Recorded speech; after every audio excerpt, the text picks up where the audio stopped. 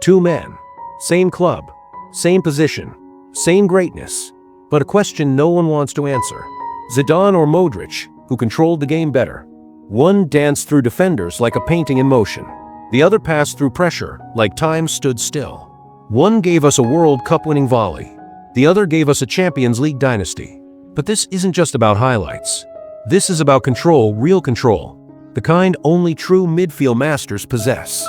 And today we settle it. Zinedine Zidane. The name alone carries weight.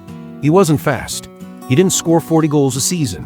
But when Zidane had the ball, the world held its breath. He could beat you with one touch, break a press with a pirouette, or destroy your defense with a single pass. He made football look like ballet. But every move he made was lethal. From Cannes to Bordeaux, to Juventus, to Real Madrid. Everywhere he went, Zidane didn't just play the game. He shaped it, and when it mattered most, he delivered. A volley in the 2002 Champions League final that still echoes in time. Dominance in the 1998 World Cup final. Euros, La Liga, Serie A Champions League, Ballon d'Or. Zidane didn't chase numbers. He chased moments and made them immortal. And then there's Luka Modrić. No flashy haircuts, no wild celebrations, just pure, understated brilliance. Modrić didn't need a shout to be heard. Every pass he made spoke for him. Every turn, every press, every game, he was there in control. The 2018 Ballon d'Or wasn't just an award.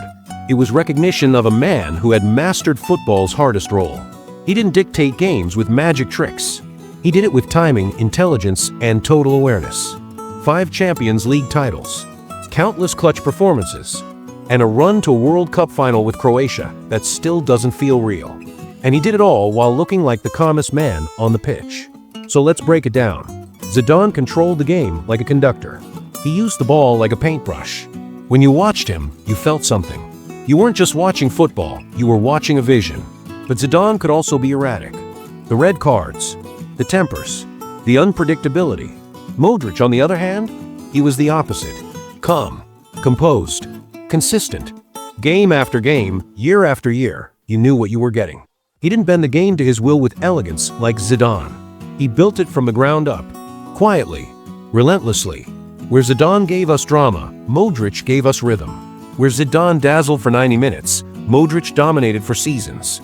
If control is truly measured by big matches, both are giants. Zidane's Champions League final volley is arguably the greatest goal in the history of the competition. His 1998 World Cup performance? A masterpiece. But Modrić? He has 5 Champions League medals. He wasn't just part of the team, he was the heartbeat. Go back and watch the 2018 final versus Liverpool. The 2022 comeback versus Manchester City. Modrić didn't just play, he controlled tempo, broke lines, opened defenses. He's the type of player that turns chaos into calm. The kind that keeps your team breathing when it's suffocating. Listen to former players, coaches, and pundits, and you'll hear the same thing.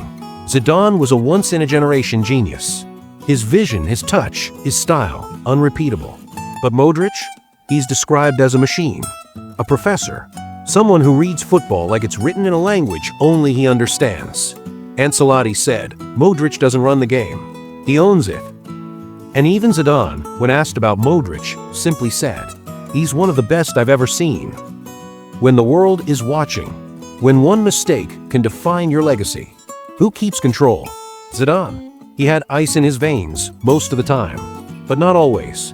We all remember that red card in the 2006 World Cup final. The headbutt, the heartbreak, the genius undone by emotion. Zidane burned hot. He was majestic but volatile. Modrić never lost his head. In World Cup semifinals, in UCL finals, in penalty shootouts, he played with surgical calm. No drama, no ego, just control, mental and physical. And sometimes that's what separates a genius from a general. Control isn't just about what happens on the pitch. It's about what you do before and after the whistle. Zidane led with presence. You felt him, in training, in matches, even on the bench as a manager. He was a natural-born leader, but more of a mood setter than a motivator. Modrić, he leads from the shadows. Ask any Madrid player from the last decade, they'll say the same thing. Modrić is the soul of the team. He talks when he needs to. He runs when others stop. He leads by example. Even in his final season at Madrid, with legs slowing down, everyone followed his tempo. Because when Modrić is on the pitch, the team breathes easier. That's true control. Let's zoom out. Zidane changed how we see elegance in football. He made the number 10 shirt a sacred jersey. He wasn't just about effectiveness. He was about expression. He brought beauty to a game that was becoming mechanical. Modrić, he brought balance to chaos. Modern football became faster, more intense, more robotic. And Modrić showed that brains still beat brawn. He proved that control wasn't just about flair. It was about vision, discipline, decision-making. Zidane made you dream. Modrić made teams win. Let's talk about longevity. Zidane retired at 34.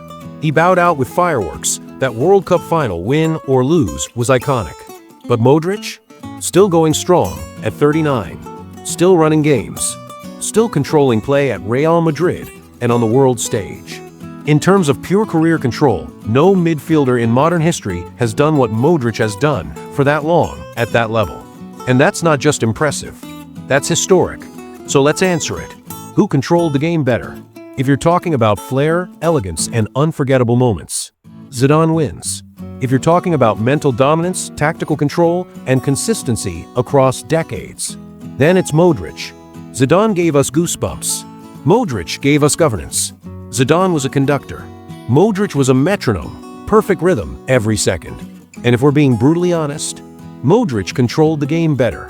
Not because he was more talented, but because he mastered the art of controlling football in its most chaotic era, and he never broke under the weight of expectation. In the end, Zidane made you fall in love with football. Modrić made you understand it. And in a world full of chaos, tackles, press-resistant monsters, and machines, he stood still.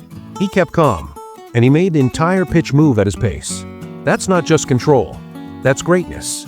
Drop your verdict in the comments. Team Zidane or Team Modrić, who controlled the game better in your eyes? Smash that like button, subscribe to GoalGist, and turn on notifications. Because GoalGist's next video might just start another war.